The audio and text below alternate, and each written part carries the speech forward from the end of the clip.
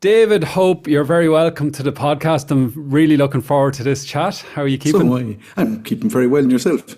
Very good, thank you. I feel like I know you, but I clearly don't know you. I've been reading about you in the Clare Champion for a long time now, so I've been following your journey a little bit. And you're definitely a man that doesn't sit around too idle. I get that sense anyway. I like to sit around idle, but I seem to be meeting myself on the road for the last couple of weeks and getting back to work and all that sort of stuff. Do you know what I mean? It's kind of, it's good to be busy, but, I think there's a great, doing nothing is an undervalued skill as well, I think. You know what I mean? It is. I must try and write a book or something, but I probably won't have the time because I'd be too busy doing nothing. Well, going to write a book wouldn't be doing nothing, would it? Well, you'd know a lot more about that than I would. I would, yeah. And then I've hope in the title of my book as well. So maybe I'll write a book about you. And David Hope Does Nothing, the sequel to Hitching for Hope. Yeah, there you go. Or maybe we can collaborate around when hope goes wrong, exactly. No Hope or Hope Part 2. I don't know. Anyway, this is clearly, we're gone way off immediately. We've only begun and we're gone. I did warn you, but anyway. So congratulations on the new album. Yeah, but thank you. Thank you very much. Tell me a little bit maybe about the genesis of the album or the inspiration or what do you feel is the... What for you do you feel is the moment in this album, or is there one? I guess we'll start off on a downer. I guess a lot of the album is to do with my dad passing away, so a lot of the subject matter would be based around that. There's probably a little part of him on all the songs, bar maybe one or two. So that's kind of where it came from, and. Yeah, I think I was trying to think about this earlier on. I think it's the shortest time between kind of writing songs about a subject and then recording them. The distance between when they got written and when they got recorded was about a year, or less than a year for some of them. And I was thinking back on some of my older recordings, and there was probably a lot more time between getting to the studio and doing it. So it was a difficult one to put down in terms of the actual recording of it. So. Yeah, but again, I don't know where if there's a moment in the album, but there's lots of them. Would you say difficult from a technical production point of view, or the emotional, or both? No, the emotional part of it, I think. It's like I'm sure you've been in a studio or been in those places, and I've always found them to be some of the most taxing places. You kind of sit around doing seemingly nothing for long swathes of time. And then suddenly you're asked to do something that's very intense. So I've always found it a very kind of tiring experience being in the studio. But but this time around it was I did 3 sessions down in Cork with Christian Best in Monique Studios in Middleton.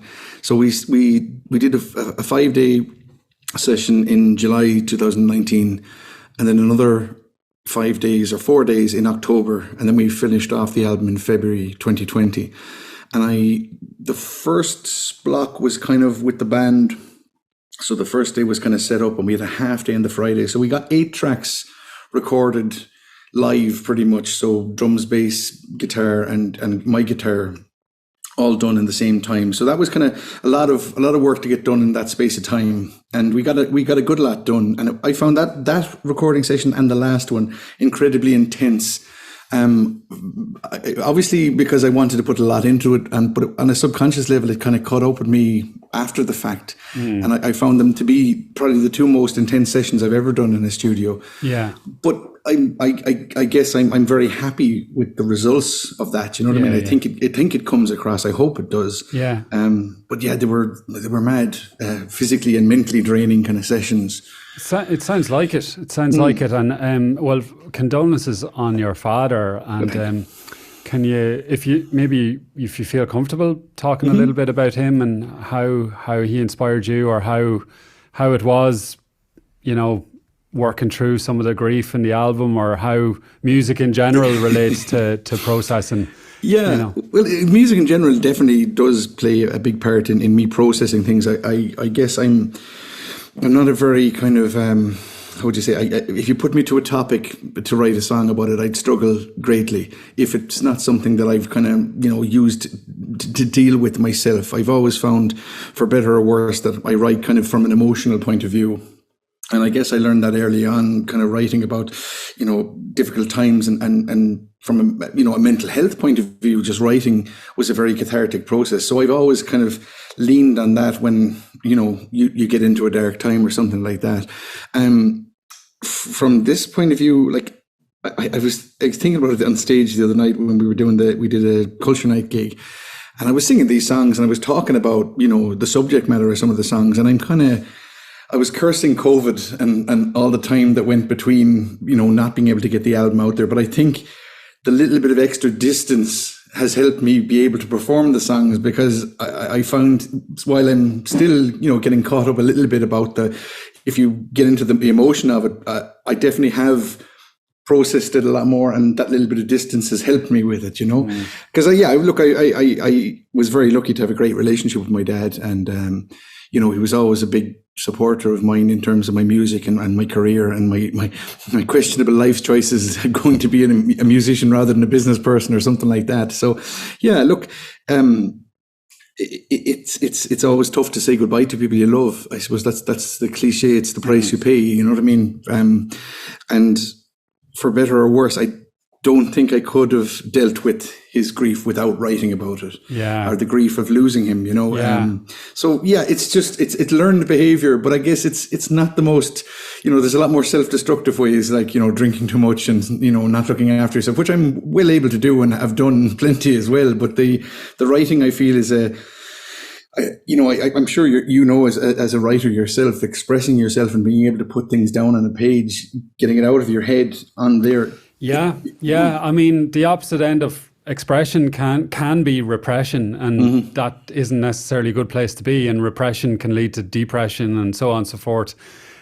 So it feels to me that the arts in general can afford people. There's a great therapeutic quality to it. I don't think people necessarily overtly approach it as therapy, but if it brings healing and solace, then brilliant. And unfortunately, not everyone gets to access that, whether they haven't discovered their own voice or discipline, but I suppose that's something that I'd like to encourage as well, is that poetry, music, dance, whatever it might be, the arts ultimately are for everyone, and that people can find a way towards expression. And if it's not through the arts, then certainly counselling or whatever other way. But I think the end of the bottle it rarely does any favours for anyone, really, does it?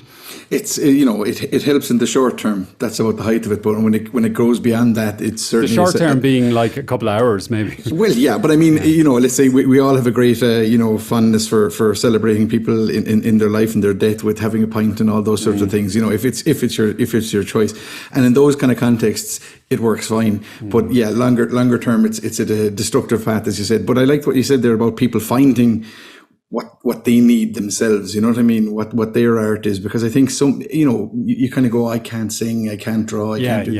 And people put up these barriers. Yeah. Whereas I think art is just do whatever you find gives you that spark to carry on or express yourself, whatever it means, you know what I mean? Yeah, and I think you've done a fair bit of work in community arts, and that sort of like inspiring or encouraging younger people and people in general to get involved. Can you tell me a little bit about that? Yeah, it's kind of something that I've been involved in for a good while, and kind of randomly fell into it, I suppose. I went back to my local school here in Shannon, the Comp, St. Patrick's Comprehensive, when I was about, I'm going to say 23.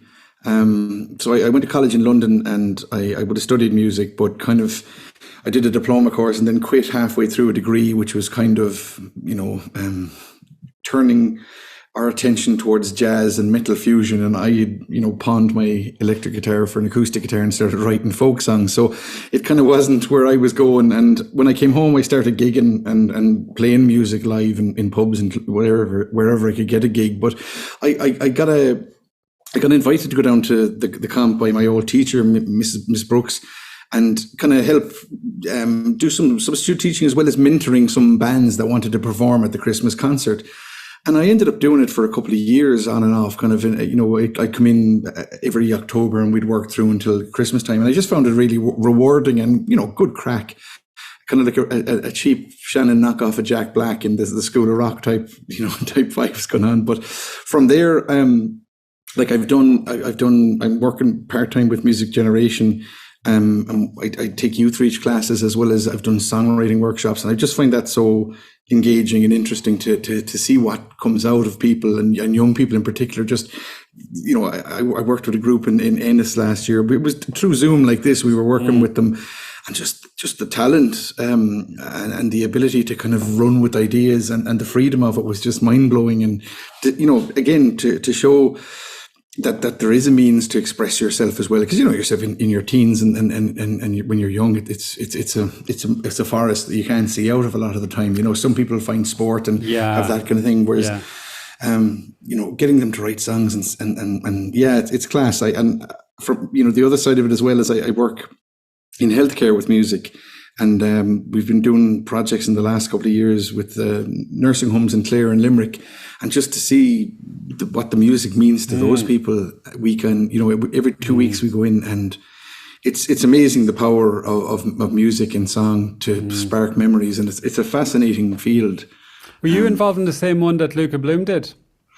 No, because I know he did a similar project, but he told me a little bit about that, and it just sounded mind-blowingly amazing, particularly in a COVID environment that this isolated community and people that traditionally would have identified a lot with song and music. And I don't know, it kind of moved me to hear about it. Can you tell me about your experiences in a nursing home?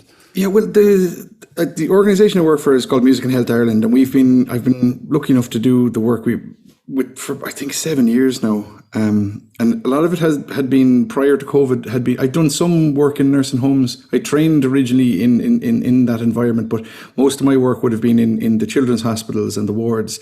But since kind of COVID, I think it was 21. Yeah, last year we started a project in Clare. We called it Musicians on Call. So it was basically where we bring music into the residence, but the frequency of the visits was every 2 weeks. Normally we'd have maybe a month or 6 weeks at best, and the frequency of the visits really was an important step, because we got to really meet them, to get to know them. They got to know us, so they relaxed and comfortable. We got to know the staff, and just to go back and hear them share their stories, where they came from, their songs, and connect with them. And then, to hear the nurses talking about, oh, you should have seen them last week. I wish you were here. They were, on a high for 2 days after you came. And then the last 3 days, they've been asking, when are you coming back? And, just to see how they've opened up, and to get the feedback from the people on the ground, 24/7, the nurses and the people who are there, to hear how much it's meant to them and how much it's changed them. It's incredible. It's an incredibly powerful tool, music, art in general, but music in particular seems to resonate with Irish. I think, as Irish people, it's part of us, that's that tradition of song and story. Yeah. And to see somebody who can't remember their own son or daughter's name, and then be able to recite, 5 or 6 verses of a song, and then turn to their daughter and say, what did you think of that, Maureen? And you're there kind of trying to play guitar and keep it together. It's definitely some of the most powerful experiences I've had as a musician or as a person, have been watching that kind of thing firsthand and just going, wow, okay. And I know that sounds like it's going, aren't we great doing this? But it's there. There's so many people and so much research about, Alzheimer's and dementia and the power of music. It's incredible, and I hope it continues to grow the field.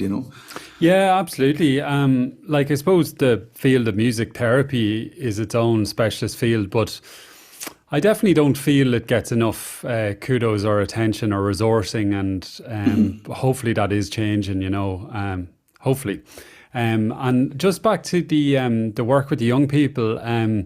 That's an amazing thing that you can be there, Jack Black or whatever, that you're like going in, lighting fires, helping them along. Did you have similar people in your life when you were young? Did you have mentors or inspirations? Like my guitar teacher, Tony Monaghan from Limerick, he played in bands in Limerick. You know what I mean? I remember we used to go in and see them. And like, I suppose I never had anybody local that there would have been some bands locally that you've kind of look up to and go, he plays guitar. Do you know what I mean? But there was never that kind of hands-on. We were kind of let to do our own thing. So it was when I got the opportunity to do it, it was great to kind of go, okay, this is how you use a microphone. This is how you set up a speaker, get in close to the mic. This stuff that we had to figure out ourselves to an effect. Okay, we watched the likes of Tony and the bands, and we kind of got a sense of what was going on. The same way as you'd kind of be watching music videos and get a sense of what's happening. But to be able to kind of bridge that little gap and help them move forward and I suppose most of it really was just kind of being like a coach. Like, in a kind of a sport context, you were encouraging them, you were kind of helping them. I'm not a very technical musician in any way, shape or form myself. So I wasn't kind of saying we have to go for this bar, we need, change the time signature here. It was nothing like that. It was just more about, give a bit of confidence here. When she comes in with this, you try that and see how it goes, and some of the bands that I worked with, some of them were excellent, really, really top musicians for the age they were, you know what I mean? At 15 and 16, they were streets ahead of where I was at that age. And I mean streets ahead. But some of them, and the ones I probably enjoyed more, were maybe just the ones that weren't as good, but they had a togetherness and a kind of, a sense that they really wanted to try. That we were going to get up here and we're going to do this, you know what I mean? So it was kind of like, it was just really, really good to help them and then to step back and kind of see it, on the stage at the Christmas thing and just see what it meant to them. You know what I mean? That's what really, got me going about it, and then when you're doing the songwriting type of stuff, just to see them kind of surprise you and come out of themselves and come up with stuff, and you kind of go, where did that come from? And you're kind of, I shouldn't be shocked. Kids are, incredibly smart and incredibly, imaginative. That's what kids are, really, much more than we are as adults, So, like, I shouldn't have been surprised, but you can't help but be surprised when something kind of knocks you in the side of the head and kind of goes, that's brilliant, I wish can I steal that, There feels to me that often in that kind of work, it's like a virtuous cycle that reinforces itself, in that you're there to inspire them, but ultimately they're inspiring you and everybody's winning, really. Yeah, 100%. Has it been tricky sort of wearing the different hats that you wear? They're all sort of music related, if you like, but you're independent musician, songwriter, and then you're a community worker and a health worker and all sorts of hats going on there.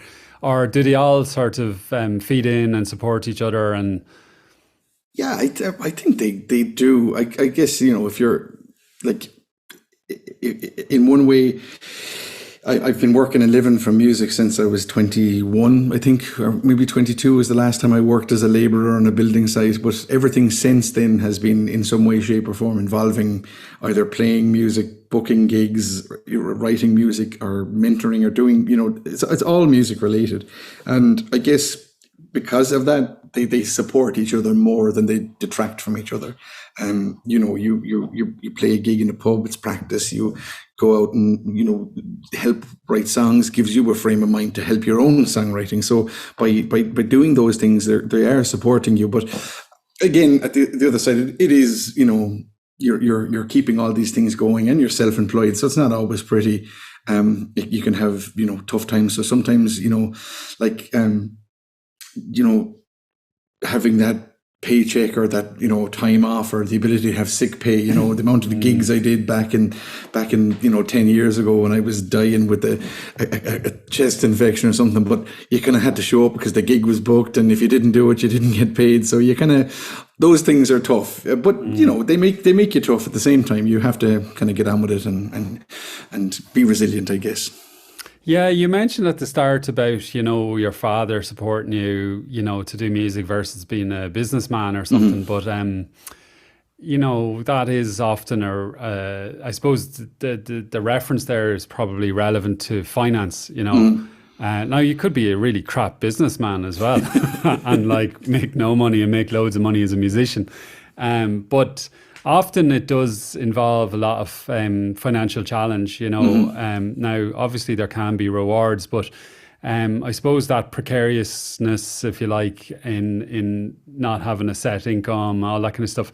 Have you always found a way to round that circle, or have there been times where you've been going, oh Christ, I don't know if I can keep going here? There's always times where you're worrying about stuff, but I think I had, I've always had the mentality for years that you kind of have to live like a farmer. You make hay while the sun shines, and you try and squirrel what you can away for those, the winter. Like it does follow the kind of seasons in that regard. Like, and particularly when you're a gig musician, obviously the summertime there's lots of gigs going on, and you can make a living. Like it was different during the pandemic, I guess, because everybody was taken off, and okay, we were lucky enough to live in Ireland where we got help from the government, and yeah, like I'm very proud to say that I never had any sort of social welfare up until that point. And I used to joke, like, in 2007, 2008, when we had the last kind of crash and stuff, nothing changed for me because I'd been in recession for the last 10 years before that as a musician, kind of gigging,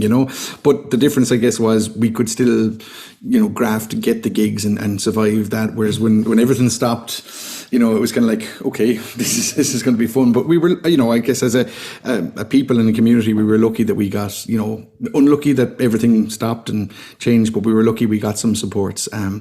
But yeah, it's, I think any sort of person who's self-employed, regardless of what the business is, it's a tough place to start from. It can be a lot of freedom in terms of, the notion of you're your own boss and you can come and go as you please and all these things, but you're your own boss, and you have to kind of make everything add up at the end of the day. And it's I would struggle going back into a normal job where I had to be there Monday to Friday, definitely. So I think the pros and cons, it goes on the side of the pros for me, but yeah, it's not for everybody. And you see that, you know what I mean? You see people who try and make it in the music business or make a living at it, and they realize after a period of time it's not for them, and I've thought about that a lot, and you kind of have these conversations with yourself. Sure, I'll go till I'm 30, and then that becomes 40, and then that becomes 50, and you might as well go to 100 now. Well, but you know what, I was listening to a story about JJ Cale, and he pretty much had the exact same kind of pattern of conversation. He said to himself, sure, I'll give this a go until I'm 30, and then he literally said that, and he goes, I got to my mid-40s, he said, fuck it, what, I'm just going to keep going, and I think you kind of have to have that mentality, keep going, keep doing it, and, see where it goes. Absolutely. So just going back to the early years, maybe even into childhood, like, can you talk to me a little bit about what kind of family you grew up in and where it was and what was going on around you at that time?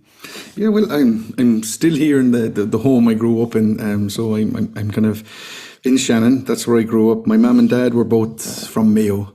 Met in London, typical kind of story of immigration and that kind of stuff. And then they moved back to Shannon because they came here in 66. So they've 50 years more in Shannon. So they're Clare people now, really, more than they are Mayo people. But, that was just, Shannon was where the work was.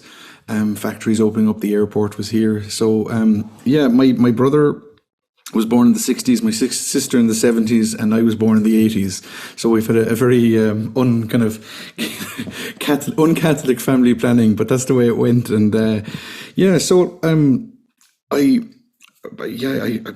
went to school in Shannon, grew up in Shannon, and I was only talking about this the other day on Clare FM about the town of Shannon and how unusual it is in kind of an Irish context, that it's such a new town. Like, literally, my neighbours next door are from Galway and Mayo. Over this side, they're from Belfast and Dublin, and up the road, Kerry, Cork, all these. Everybody's from all over the place. So the identity of the town is still, or is just about coming together now. I was talking about accents and how Shannon never really had an accent until recently enough. And I don't know, is it just the fact that I kind of have a mimicking of an ear that, if I'm on West Clare, I'll start talking like, whoever I'm hanging around with, or if I'm in Dublin or something, you'll start to, and I think it was because, Shannon never had that accent. And I was actually talking to Luca Bloom about this when he played a gig in Shannon not so long ago, about the notion of singing in your own voice is something I've really struggled with, because I never had a sense of what my own voice was because, you know, I grew up with so many different accents all around me, you know what I mean? Yeah, I've heard as many northern accents from Shannon as I have Clare There you accents, go. because so many northerners. That's it, yeah. So, like, you know, everybody came from all over the place in the 50s, 60s, and then in the 70s, there was an influx from Belfast. So, yeah, going to school, you know, half the parents that was dropping off the kids were from Belfast, you know. So, it's, yeah, and I think it's only kind of in the last, you know, 10, 15 years that definable Shannon accent has kind of come about. Has the Clare accent won out there, or has it got its own twist? No, it definitely has its own twist. So it's kind of like it literally is physically and, you know, from an accent point of view, halfway between Limerick City and Ennis. Do you know what I mean? So it's kind of it has developed into its own thing. But that is interesting, because like, even from, like, I mean, I've always found county borders to be a bit sort of arbitrary to an extent, and, you know, like, you're supporting this county because you're 2 meters away from that border that somebody drew up once upon a time. Yeah. But Shannon, like, it feels like it's torn between two counties anyway, like, as in, it feels... I resent that remark. How dare you? Well, here we go. Let's get into this real subject matter. Like, it always feels to me that Limerick people half claim Shannon, or is it Shannon people drift into Limerick for their shopping? I don't know what is going on. I think that's the only relevance to it, I suppose. Like, I guess we would have probably gone into Limerick more than into Ennis, just both at the same distance away. But I guess Limerick just had a few more shops and nicer cinemas. But then you're disloyal, ultimately. I don't know. Well, look, you know, as I said, you can Limerick people can try and claim Shannon all they want, but I don't think you'll find any Shannon people who will claim to be anything other and proud of the fact that we're from Clare. So, you know, and I've heard it said from people out west in Clare, sure, it's not really Clare, but you know what? I think you'll find it is, and proud of that fact. But yeah, no, look, I think. Yeah, no, you know, as you said, these imagined borders, you know, when it comes to GA and stuff like that, go for it. But, you know, I see no difference between anybody from Limerick or Ennis or anything like that. Sure, we're only over the road, as they say. Yeah. Apart from when it comes to things like GA and... You know, which are very important, you know. Yes, well, they're. They're just not worth kind of beheading people and going around battering lads for. You know, yes, maybe a little dig here and there. I don't know. Anyway, we'll try and keep this non-violent podcast. Presumably with the new album there'll be a bit of touring coming up, and maybe there was a deficit of touring with COVID and all that crack, or not crack for what it was. Yeah, well, but what's on the horizon for that touring? Well, I'm kind of I've completed most of the Irish tour now, so the album was released on the 16th, and I kind of started on the 27th of August and worked my way through. So I've kind of been doing gigs every couple of weekends, but I decided in my great wisdom to give myself another lockdown. So in April this year, I decided to hospitalize myself, and after a fall down the garden, and I spent the last 4 months in a leg brace and cast and all this sort of stuff. So I had an unexpected hiatus beyond COVID. So I literally got back driving on the 19th of August from the 27th of April. So I kind of was very much playing catch up, booking gigs and trying to get things organized for the release. I wasn't sure whether I was going to be able to do the gigs that I had booked. So that was a little bit of a challenge, but the gigs so far have been great, and I'm literally going to Switzerland in the morning. So I've got a handful of gigs in Switzerland, another couple of gigs in Germany. And so busy. I was going to ask you about the overseas element, because I remember reading that in something I read about you in a paper, that it felt to me that you'd put in a bit of time abroad or at least develop fan bases. What's the backstory there? Or, are you one of these lads that's like huge in Finland or something? Yeah, I'm huge everywhere, but that's a physical thing more than anything else. I'm not massively famous anywhere, but I kind of I'm trying to think when it was. It was about 2008, 2009. I think I went to Germany first. I had a couple of girls that I was in college with in London who were from Hamburg, and I went over to visit them, and I ended up doing kind of an open mic night kind of session gig in a small club in the Reeperbahn, literally a tiny box of a place, but it was full of people, and they all listened, and I got up and I sang my 3 or 4 songs or whatever it was. And I was just like, this is kind of cool.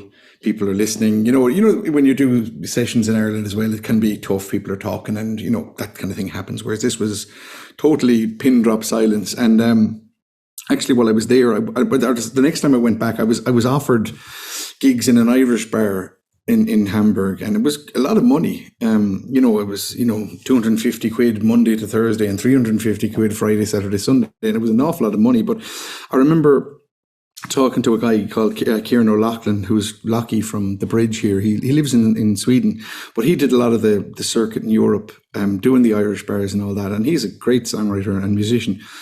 Excuse me. But he just said he got so burned out from doing it that he literally buried his guitar in the garden. And I kind of had that in the back of my head. And I was like, if I'm going to go over and play music, I may as well try and play to people who want to listen. And, you know, I was doing the pub gigs in Ireland to pay the bills and keep it going. So I kind of treated going to Europe like, okay, I'm just going to sing my own songs regardless of what happens. So I kind of started there in Germany, and I did a couple of support slots with, I remember going over to Berlin to play with a band called the Duke's Spirit in a lovely club there. And I got another support tour because of that with a girl called Sophie Hunger, who's a really, really, really great musician from Switzerland. And I was lucky enough to play some fantastic venues throughout Germany with her. And then randomly to that, there was a Swiss guy came to play in Kenny's at the White Horse Sessions. And we kind of just, you know, struck up a friendship, and he came back over. We played in Whelan's, and then he invited me to Switzerland on a tour. And that's kind of how Switzerland came together. So both kind of came together around the same time, but by different sources, you know. And it's just somewhere I've been going back to every year pretty much. It started kind of going once a year in December, and I ended up playing a festival in the Alps called Songbird Festival. And, you know, it was just fantastic. And they invited me back, and, you know, it grew from there. And, you know, it's not massive. I'm not playing huge venues, but I'm playing, you know, anything from 50 to 250 of people who are listening. And it's great. I love going back. People are really nice. I've got some of my best friends now are from Switzerland and Germany, just by virtue of the fact going over there. And, you know, they come over here for the summer and go fishing and, you know, things like that. So it's more about life than it is music, but both have worked out really well. And I really value going over to Germany and Switzerland. And yeah, I've played a bit in other places. I played a bit in France. I played a bit in Italy, but mainly in those two countries. And, you know, it's always something you want to try and expand upon and grow. But it's just, you know, and as I said, trying to do the gigs in Ireland and keep everything going. But it's you know, it's a nice outlet to have, and you know, to be able to get out of your own space and your own work in Ireland and go somewhere else and play your songs, and, you know, that's kind of thing. I value it very, very greatly, I have to say. Yeah. Do you find that physical difference sort of creates a little bit of a reset for you, or helps re-inspire, re-amplify different kind of neurons, or like, you know? Yeah, it does, because I know, you know, when you get out and you go on a holiday, it's one thing, and you can come back from a holiday and go, oh, that was great, but you're always coming back. Whereas it's not a holiday. You know, some of the tours were very long and loads of driving, thousands of kilometers around Germany, but it's nice to go and see other cultures and meet other people. And, you know, I think it's a great thing for any, you know, travel is the best thing to broaden the mind. Yeah, it's new stimulus. Yeah, new perspectives. 100%. And, you know, and you like, a lot of what I do on stage is play very miserable, depressing songs and be lighthearted in between it, just by virtue of who I am. Yeah. And and I, you know, in an Irish context, or, you know, when I've played in other parts of the UK, it works because the language is there. But I've always wondered, would it work? But I've made it work, and you find that they get it, and, you know, they get on board. Yes, I have to slow down my speaking voice a little bit, and you know, you tailor what you do to your audience, but it still works. People are there to listen, and, you know, invariably, you know, they have better English than I do, probably, some of them, you know. So it's never really been an issue. They love listening to music. If you're Irish, you're halfway there already. You know, my music isn't particularly Irish in that sense. It is by virtue of the fact that I'm an Irish person and I'm writing, you know, so it filters through me in that sense. But they give you a chance when you're Irish, and people in Germany and Switzerland have a great graph for this country and a love for it. And so, when you have that kind of step up, you have to, go beyond it. But it's an easier starting point, let's put it that way. And so far, I found it to be, an absolute pleasure to go and play in those places. When you say, you've said a couple of times that it's kind of miserable and depressing.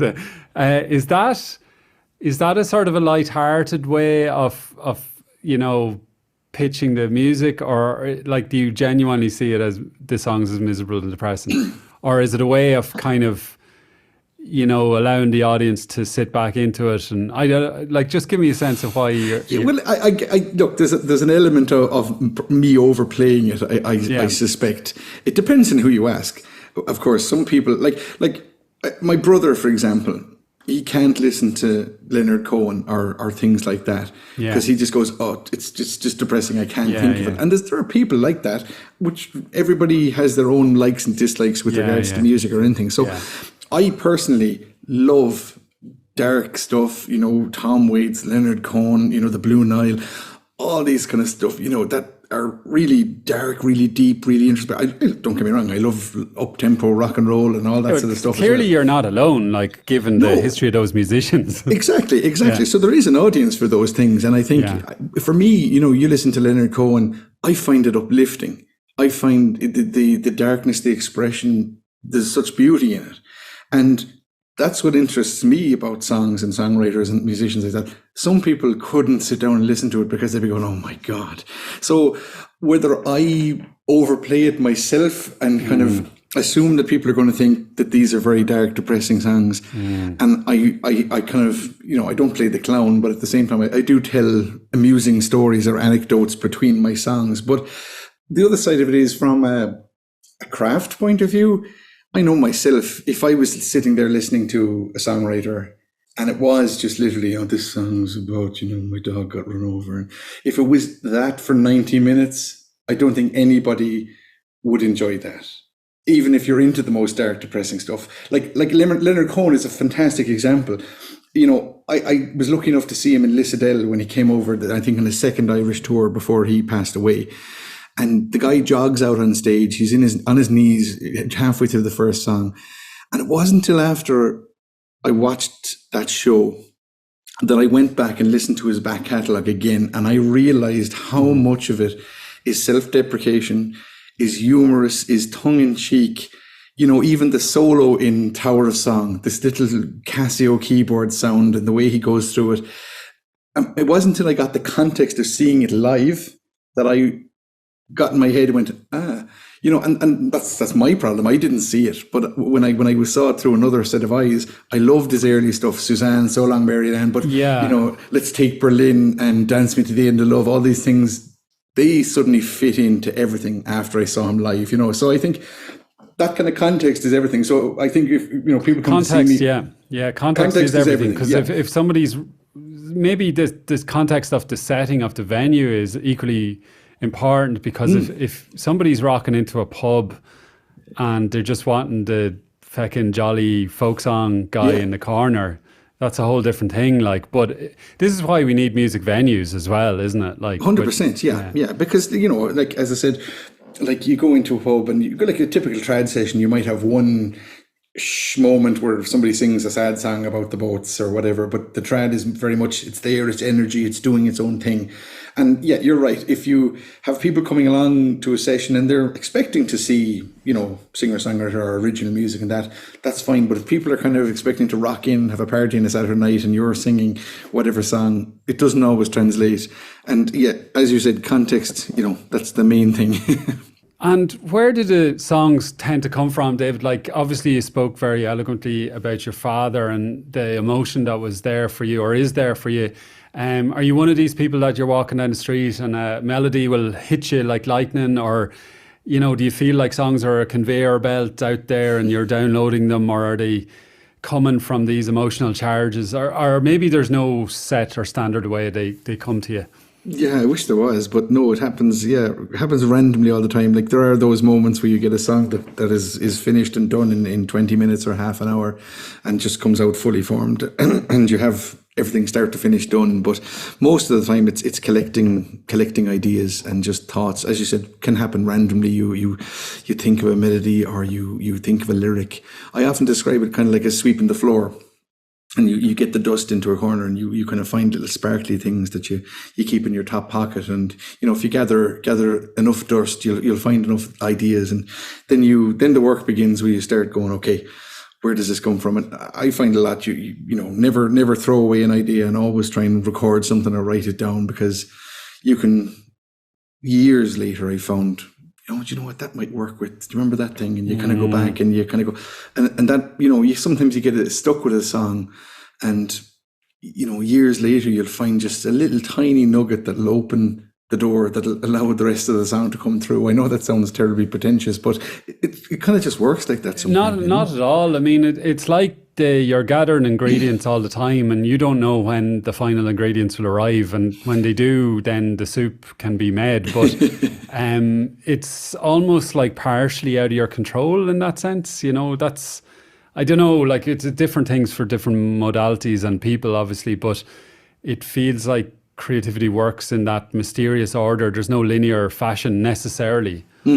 Yeah, it's funny. Like you hear, you listen to. I was listening to a great kind of podcast audiobook of Paul Simon talking about a lot of his songs and where they came from, and he approached a lot of his songs very much from an experimental point of view, where he went actively to go, let's go and try this and let's go and try that. And I know there was some spurious criticism of him, kind of cultural appropriation relative to like Graceland and things like that. And I thought his answer was very good.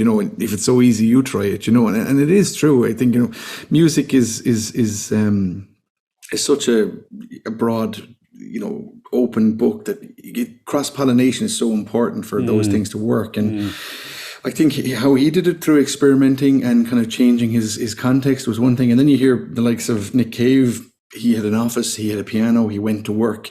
And, there was the Brill building where, Neil Diamond and Paul Simon worked back in, and how they used to go in and do that. Like, and I really admire that ability to kind of put yourself to work and come up with songs. I think that's an incredibly difficult thing for my brain to get a concept or a handle on. I've always, again, and it's funny, I don't know, is it something that I've trained myself to do, or I just do it? I don't know why, but I find it very hard to write songs until the current crop or album that I've put together is finished and released, and then suddenly I can start writing again. And I found it even during COVID, I did write 5 or 6 songs and bits of ideas and things. So I have some stuff that I have worked on. But even after last week was the 16th, that's when the album released. I think I started 3 songs since then.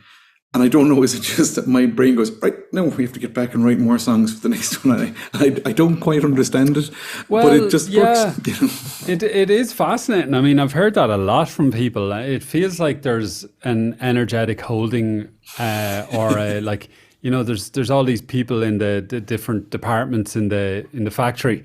And these lads just have to keep an eye on the album to make sure it's getting released. And then when the album's out, they're freed up to run over here to... I don't know. Who knows? There's got to be something to it, because it's happened to me every single time I've released something, that as soon as I go, okay, that's done, that's finished, it's out there now. Okay, over here.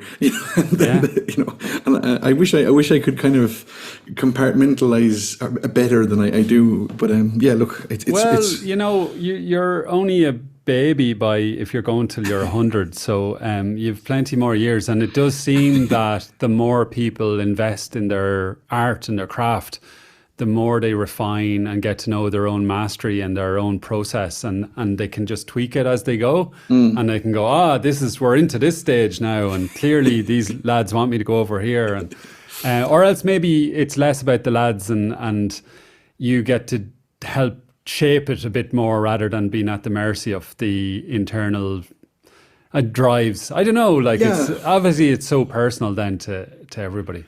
It is, yeah. You kind of always hope that you're improving and that you're as you said, refining and getting better at what you do. And I'd like to think I am. I guess it's not for me to judge. I can only try and be the artist and do the work as best I can in the hope that people get it. And I if you're as highbrow as David Bowie and as talented as he is, you can at least publicly divest yourself of that interest and say, I'm only worried about what I think and what I put out there. I don't worry about what anybody else thinks. But we all do. We all hope that people listen to a song and go, oh, that's really good, or that's interesting, or I like what you did there, and that, it's not craving the love or attention of it, but you hope that, like, obviously, particularly with this album, for me, it's such a personal album dealing with a very specific topic. But at the end of the day, if we're lucky enough, we all have to deal with it and go through such things in our life. And I hope there's a universality to it, that people can go, I identify with that, because I've always felt reticent about talking about my songs and exactly what they're about, or specifically what they're about, because I always found it interesting to listen to a song and put myself into the song and go, okay, what do I think this song is about? And I've always found that, I love to hear what people thought about this song, or what it meant to them, or what context that they heard it in that made it reference their own lives. You know what I mean? That's what interests me. So I kind of, when people ask me what the song's about, I kind of go, well, what do you think it's about? And I don't know. I don't want to lead people other than what I've led them with in the first place. But yeah, I'm not sure if I answered any question there. You did, absolutely. And I mean, I don't know. Well, you did insofar. I don't know if we can ever answer some of these questions. Yeah. So, David, listen, it's been an absolute pleasure. I wish you huge success and happiness along the way, and may the creativity keep flowing. I've absolutely zero doubt that it will. It looks like you're hardwired for it. There's no choice to some extent, by the sounds of it. Yeah. Well, look, I'll keep writing anyway, whether anybody wants to listen to it or not. I suppose it keeps me alive and keeps me sane. And but thanks for having me. I really appreciate it. And I really enjoyed it. Thanks very much, David. My pleasure. Take care.